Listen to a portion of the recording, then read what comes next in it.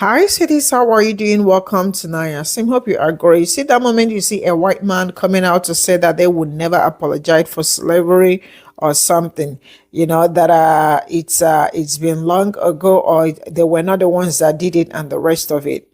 Let me tell us something that majority people do not understand. Racism is deeper than not liking people that look like me, or maybe not liking someone's skin color.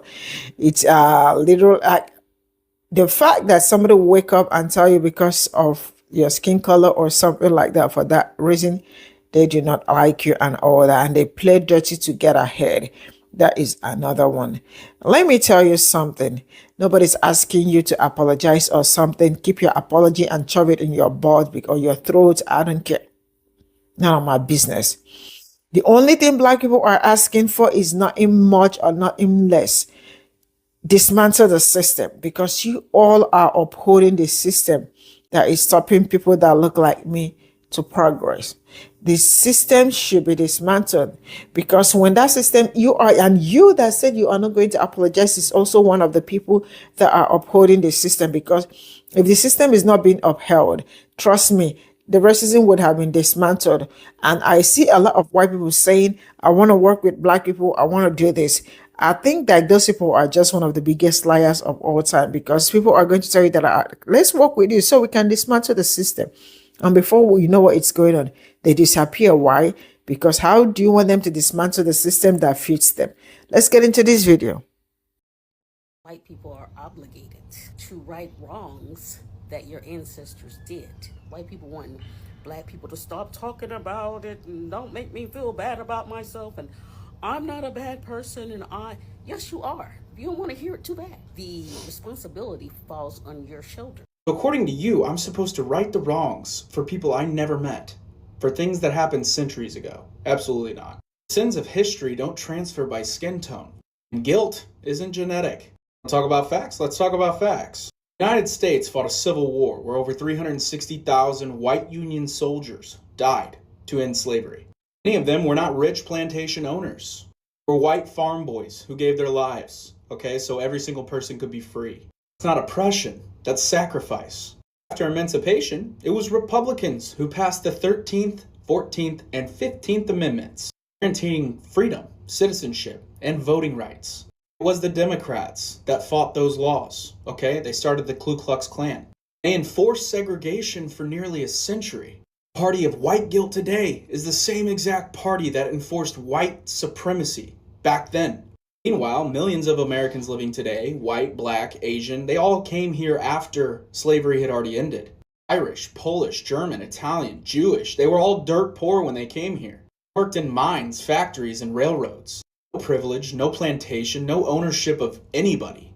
And many of them were treated like trash when they arrived here. If we're talking about global slavery, let's not pretend that slavery was invented in America. It existed on every single continent for thousands of years. Africans enslaved Africans. Arab traders sold millions into bondage long before Columbus was even born. Barbary slave trade enslaved over 1 million Europeans. Where's the outrage for that?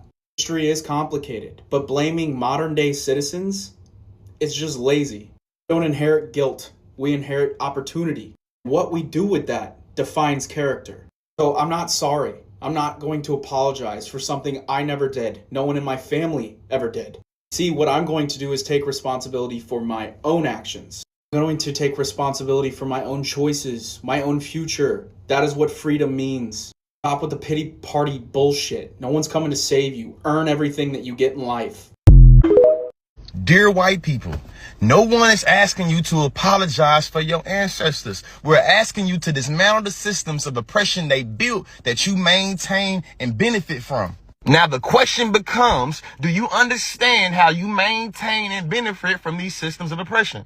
You know, this reminds me of a meme I used to love. It said that particular people do not want to be blamed for their ancestors' actions, but they sure as hell don't want to let go what their ancestors left for them.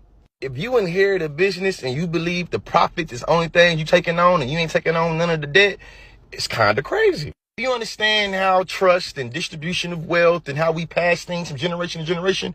I don't understand why this concept is so hard to grasp.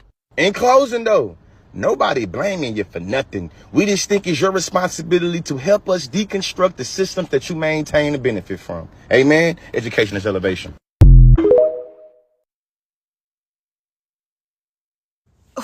Chris Allen, everyone's being oppressed under white supremacy. White supremacy hurts everybody. It's just varying degrees of it, right? Because white supremacy in general, is dictating that we have an in-group and an out-group, right? To have one group be supreme over the other one, there's got to be an in-group and an out-group.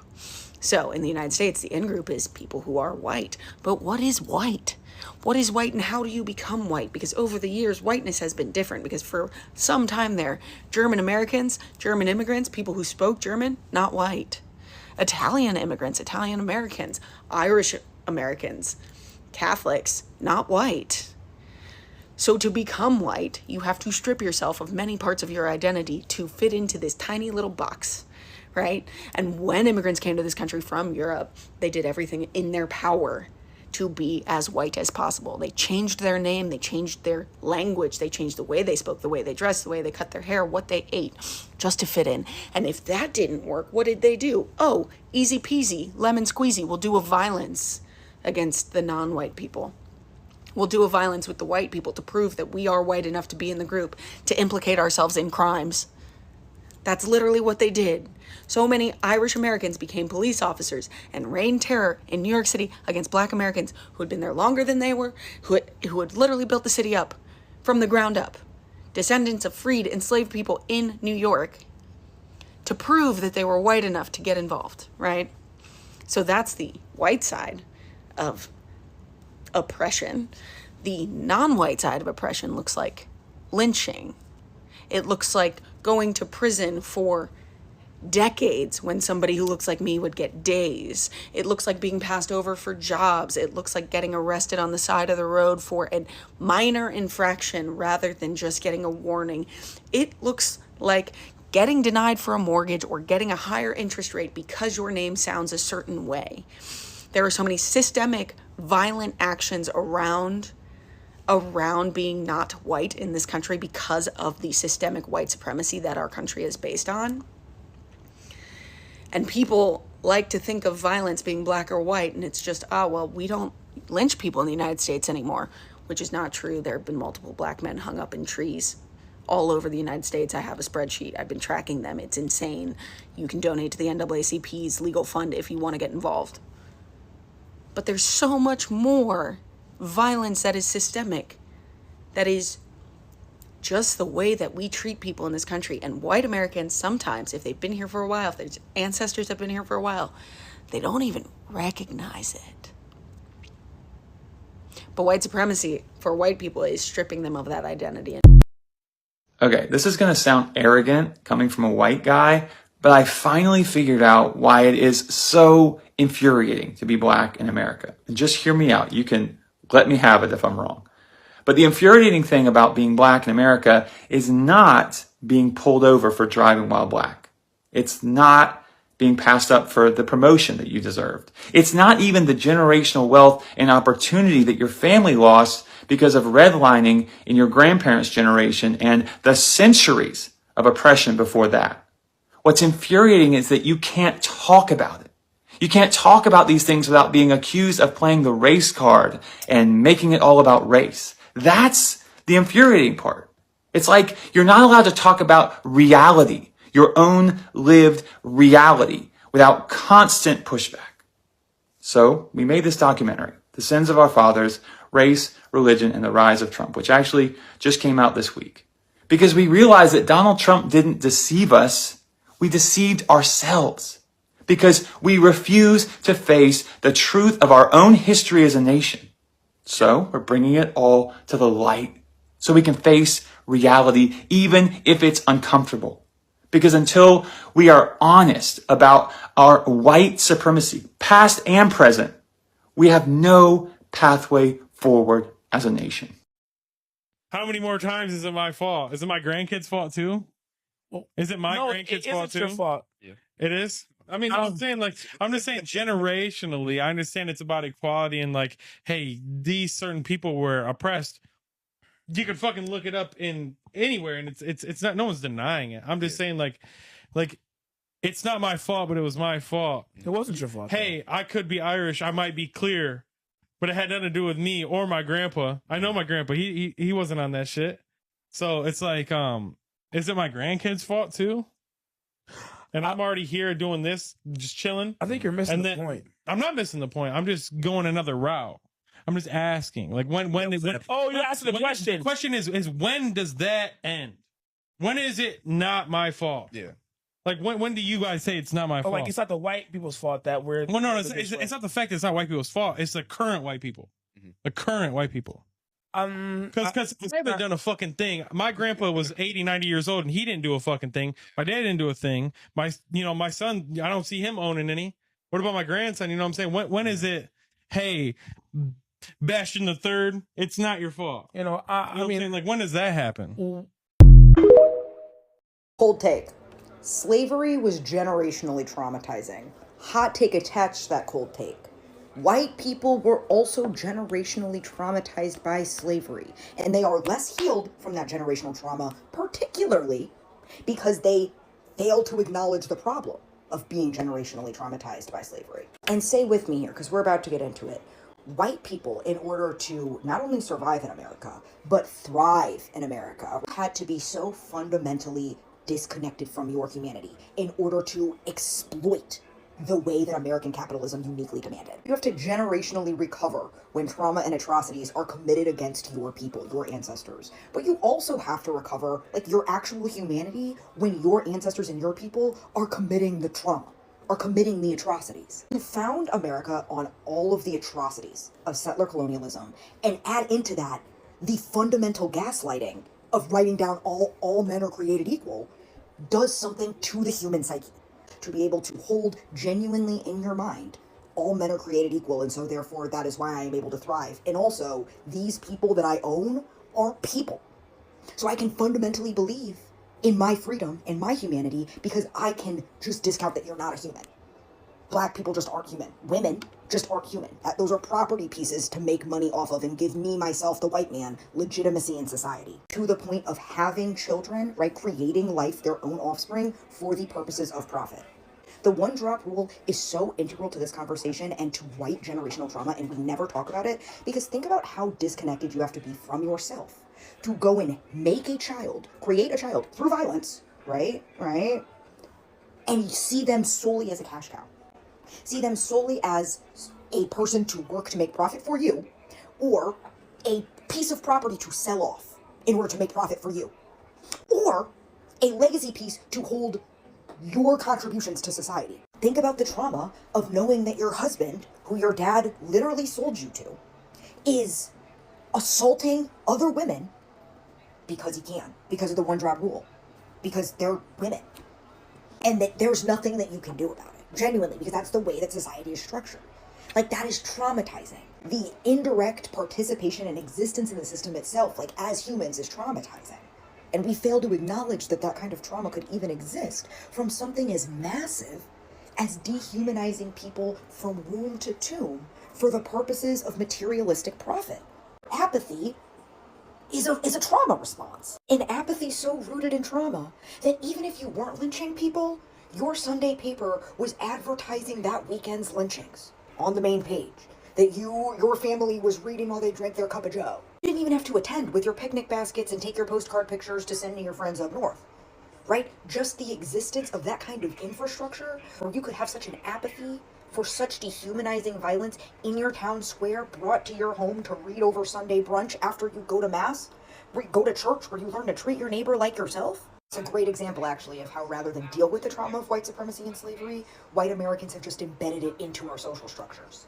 Have just continued to kick the can down the line rather than actually deal with the trauma and socialize like nothing has happened. And we spend a very appropriate, intense amount of time focusing on the trauma of slavery for those who were enslaved. The people who are traumatized don't even acknowledge that it could be possible that they're traumatized from what they had to do to perpetuate such atrocities. Our ancestors had to individuate themselves so much to dehumanize everybody around them in order to survive that kind of economic and societal structure that now today we don't know why white people don't have community.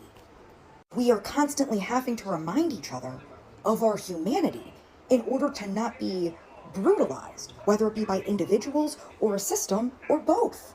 And don't mistake this for an excuse. This is not an excuse for white ignorance, for not educating yourself, for not dealing with the trauma, the generational trauma embedded into American capitalism as a white person. This is me pointing out that racism is an experience, right? Whether or not you're on the receiving end or you're on the giving end. White supremacy, that's an experience. And it has a legacy impact that, when we fail to acknowledge it, just embeds itself deeper and deeper into our DNA. And that, my friends, is just a small subset of how the legacies of white supremacy and slavery manifest in America. Oppression and racism our ancestors endured is not something that just happened. It's been stamped onto our identity, like impressed deep into our subconscious. The trauma of somebody else's evil and sin has shaped literally who we are, how we see the world, how we see ourselves, how we move through life. Nah, I won't allow it. You're not controlling my mind in that way. You ain't taking my life from me in that way. It's like this weight in the atmosphere that we always have to factor in, whether we at work, whether we go to this, whether we want to or not. No, I just personally can't give the enemy that type of power over me. I can't. Like, this is what I'm saying, y'all. Imagine how vastly different your worldview would be if your vision wasn't manipulated and distorted by the traumatic history of our people. I deserve to experience life through a pure mind and a pure lens. Why I gotta carry all of this just because you decided to be evil? That ain't my burden. That's why the renewal of the mind, along with forgiveness, the renewal of the mind is so necessary. It's not about pretending racism isn't real or didn't exist. It is. Evil is real. Evil is still very present. But renewal means giving myself the freedom and the luxury to have a worldview that isn't stained and defined by somebody else's sin. This is what the Bible means by being transformed by the renewal of your mind. So when I say no, I'm not pro-black and I don't care about black pride, this is what I mean. First of all, it's a difference in loving my culture and who I am. Because trust and believe, I love being black, wouldn't have it any other way. Don't ever get it twisted. But listen to me clearly. Those two movements, pro-black and black pride, are rooted in the restoration of black dignity. I get it. Meaning, if it weren't for our history of oppression, there would be no such thing. No need. The mission of those movements were to restore black dignity. And while they were created with completely good intent, we got to pause and think about what that does to the mind and the soul. I'm not living my life claiming a movement of restoring black dignity, because to me that implies dignity has been lost. It's a reminder that you aren't or haven't been valued. I'm not feeding my mind that poison. Nah, I'm a child of the God. Dignity can never be lost. I don't care what you do. God is my Father, Yahweh, the I am. You must not know who I am. And this is how, as a black person, you can look at me and those who think like me and believe what I believe and say, how can you be a Christian? White man's religion. How can you not see things the way we see it? How can you not be, quote unquote, race loyal? And I say to that, it's because we live in two different worlds, my love. One world is still under the cloud, seeing through the lens of trauma, which sounds too close to the enemy is still controlling you. Still. That's just a little too close for me. And the other world is renewed, really free, able to see beyond, be beyond, not blind to evil. We fight not against flesh and blood, but not defined by it either.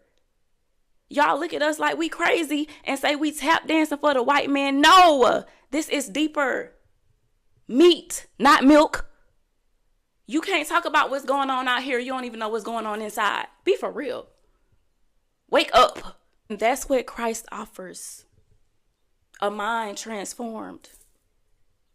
A life made new. A freedom that lifts the weight of other people's sin off of our identity. That's not denial. It's deliverance. This is the freedom the Bible speaks of. And when the word says, set your mind on things above and not on earthly things, God was spitting. My Father was spitting. And the Bible is the absolute true word of God. And you denying God because of the white man. You denying your freedom. Your freedom because of the white man. Somebody get Willie Lynch on the phone so I could tell him he did his big one. Because this is a mess. And I'm going to say this. If anything I just said enlighten you, if you picking up anything that I'm putting down, but you bash people like Charlie Kirk, just know that I just said exactly what he was saying. Just in a different way. I didn't enslave anyone. That was hundreds of years ago. We fought a war over slavery. It's over. You can't hold people today responsible for the past. Well, you may not have owned slaves, but if you're white, you've still benefited from a system that's been discriminating against their descendants and anyone who looks like them ever since. The last person born into American slavery died in 1940. Jim Crow lasted through the 1960s, and there are plenty of people alive today who remember being on both sides of it. Ending slavery doesn't earn moral credit, especially since it took a war, centuries of resistance, the continued exploitation of freed people afterward, and a system with discrimination still baked into it. No one's asking you to feel guilty for being born white. The ask is to recognize and dismantle the structures that they left behind. I am trying to get real with myself and with other white people, and it is painful work. There's a whole lot of blame toward black people for being the cause of how white people treat them, and I'm trying to get to the bottom of that. I decided to take a closer look at slavery, since that's such a big topic in the United States. There has been slavery all over the world forever, and all colors of people have enslaved other colors of people for as long as we know about. But the transatlantic slave trade, in which Europeans brought African and Caribbean black people to the United States to be free labor in the new colonies before they were really the United States, is a whole different story of slavery. Slavery historically had to do with who won and who lost a war, who was convenient, who stumbled by at the wrong time, and so it wasn't specifically race-based. So why did these white Europeans choose black people to enslave? Because their physical differences from whites made it easier to create lies that they were biologically inferior. They invented science to defend this. It was easier to make these people who looked so different from us less human. And that lie made it easier to justify torture, rape, family separation, and death on a massive scale. And it made them, quite frankly, easier to identify if they tried to escape. The legacy didn't disappear when slavery ended. Eugenics came along and fed the racial superiority notion of whiteness, and it influenced the Nazi narrative along with the racial one. It carried over into segregation, Jim Crow, housing, policing, incarceration, education, all of that. If we're ever going to fix what's broken, we need to get curious enough to name how it got broken in the first place. White people need to get curious so we can say no more, not on my watch. Let's talk about a lie that a lot of racists pass down to their children. That slavery wasn't that bad and that some slaves were treated as family. Let's just be real. You don't love somebody that you chain, beat, rape, and force to work for free. You don't call someone family while selling their children downriver or whipping them for learning how to read. This lie is one of the most disgusting attempts to rebrand generational torture as something gentle and noble. But the truth is, slavery was not a job. It's not a cultural exchange. It was a system of violence and exploitation built to dehumanize Black people and build white wealth. Like family is code for, we abuse them with just enough kindness to make ourselves feel less evil about it. So why do they keep telling us this lie? To erase guilt, to avoid responsibility, to protect the myth of white heroism. Because if slavery was just bad and not evil, they don't have to deal with what's owed. No reparations, no accountability, no reckoning, just let's move on. But we can't move on while the lies are still being taught. We can't heal if the truth keeps getting buried. If slavery wasn't that bad, the Civil War wouldn't have been as bloody. If they were treated like family, why were so many risking death for a chance to escape? This lie ain't about history. It's about control. and we're done letting it slide.